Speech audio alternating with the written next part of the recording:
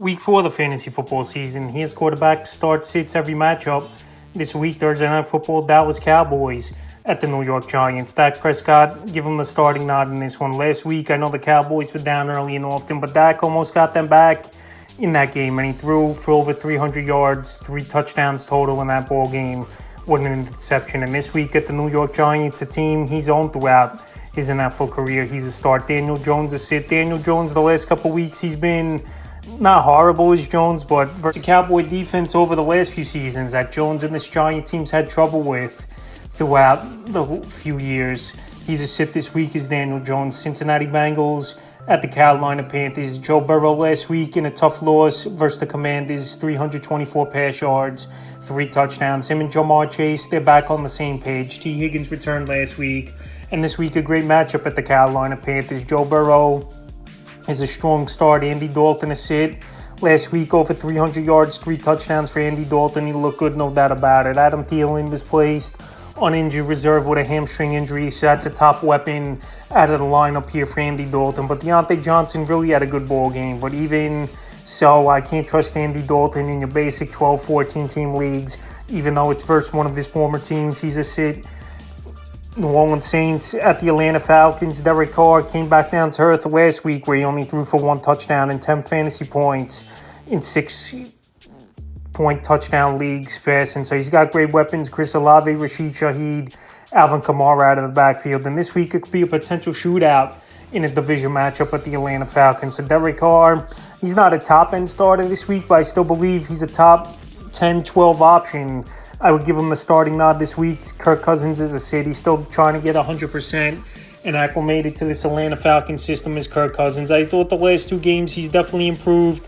And him and Drake London, they're building a rapport, getting things going. Last week was a tough matchup versus the Kansas City Chiefs. And this week, I don't think it's enough to put him in the starting lineup. So I would say Cousins once again. Jacksonville Jaguars at the Houston Texans. This Jaguar team 0-3 to start the season. Trevor Lawrence has been a turnover machine.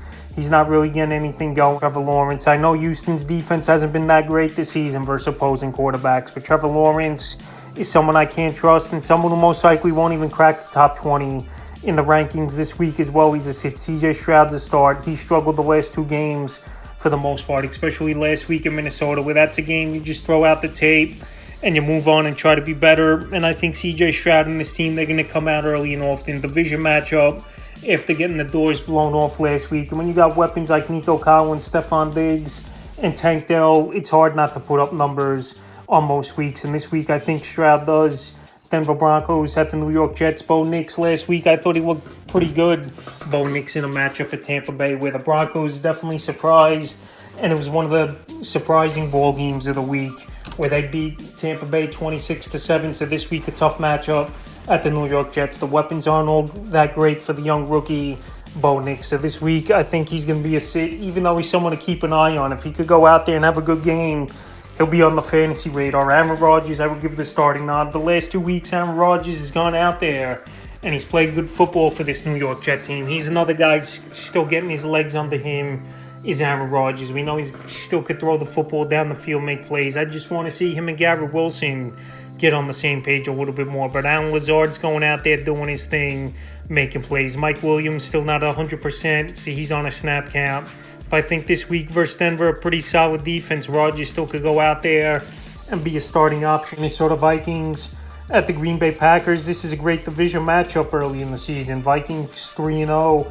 Packers 2-1 on the season. Sam Darnold, he's been one of the best quarterbacks, believe it or not, in fantasy football. Top 5 in fantasy points. When you got a number 1 wideout like Justin Jefferson, it definitely makes things easier. And Aaron Jones has been a big help in the backfield as well. So I know Darnold's banged up a little bit with the knee issue, but last week, even with the knee in the second half of the game, total for that ball game versus the Texans, 181 pass yards and 4 touchdowns. So this week in a tougher matchup, I still think Darnold is a starting option. Now to the Packers, it looks like Jordan Love's going to return in this game. They went 2-0 without him in the lineup. Last week he was warming up before the game, but obviously didn't give it a go. But this week, I believe Jordan Love will be back in the lineup.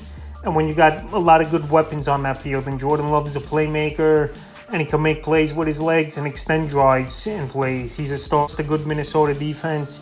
Pittsburgh Steelers at the Indianapolis Colts. Justin Fields a borderline option. A lot of run plays have been erased from Justin Fields in this system for this Pittsburgh Steelers team. And I've said this in other videos, he's more of a pocket passer this season, which is fine. And he's definitely improved as Justin Fields. His reads of the defense has improved. Where he wants to put the football is definitely improved. But I don't think the weapons are elite enough weekly where he's a top 10, 12 option if he's not running the football. So this week, he's a back-end borderline option for me, is Justin Fields, because the Indianapolis Colts, their defense at home has been better than it's been on the road. I know Caleb Williams went out there last week and he had a good fantasy game, but a real-life game, it really wasn't that good for him. So this could be a defensive battle a little bit, or an offensive struggle between these two teams. So Fields is borderline. Anthony Richardson the last 2 weeks, he really hasn't done much for fantasy owners in this Indianapolis Colts team. 11 fantasy points, and then last week 6 fantasy points in that matchup versus Chicago Bears. So this week versus one of the better defenses in the league, where, like I said, this is going to be a grinded out type of performance. I think they're going to lean on Jonathan Taylor more, and at best Richardson's a borderline option. Even with his rushing upside, he's tough to trust right now after what we've seen the last 2 weeks. Los Angeles Rams at the Chicago Bears. Matthew Stafford's a sit. Bears defense, one of the better units early on in the season. And Stafford, this offense is decimated without Cooper Kupp, without Puka Nacua. I know Kyron Williams last week went out there, had the monster game, found the end zone 3 times. But it's going to be tough going into Soldier Field versus this defense. He's a sit. Caleb Williams is a sit for me as well. I know last week was his best game as a fantasy performer, but a lot of throw attempts, a lot of holding on to the football, and he did turn over the football twice, as well as Caleb Williams. I know this Ram defense isn't all that great, but Caleb Williams, I have to see more out of him before he's an option weekly. Philadelphia Eagles at the Tampa Bay Buccaneers. Jalen Hurts, he was a top 2-3 quarterback taken off the board. And obviously, Jalen Hurts, he's going to have some trouble in this game, especially if Devonta Smith's not going to play, where he's in concussion protocol right now. So if Smith's out, it's pretty much Dallas Goedert, Jahan Dotson, and Paris Campbell, who have been journeymen. But still, with his rushing ability, and still Saquon Barkley and Dallas Goedert, at least in this offense, Hurts, I believe, still could put up good numbers. Tampa Bay Bucks, Baker Mayfield, the borderline option. Last week, I thought that same team, they were going to go up and down the field versus Philadelphia, but obviously that didn't happen, and this Eagle defense might have found something in last week's game. But Baker's got receivers in Chris Godwin, Mike Evans, Rashad White, a good pass catcher out of the backfield. So I think this week he's a borderline option. He's Baker Mayfield, and he's going to have some great games and some games where it's middle of the pack numbers. New England Patriots at the 49ers, Jacoby Brissett, he's not a fantasy option, and it wouldn't be surprising to me in the next couple weeks that Drake May hits the starting lineup. But Brissett won the competition in training camp, but we haven't seen much from Brissett and much from this passing game with New England at the receiver or tight end position. So he's a sit versus one of the better defenses in the league. Brock Purdy a start. Brock Purdy, I know he's banged up a little bit, but I expect him to play in this game. Even last week without his top weapons in Deebo Samuel, George Kittle, he went out there and he put on a performance with Juwan Jennings stepping into the starting lineup for 11 catches, 175 yards and 2 touchdowns. So this week versus a defense that isn't all that great, I think Brock Purdy goes out there and is a good starting option as long as he's healthy and playing. Washington Commanders at the Arizona Cardinals. This definitely has a shootout potential ball game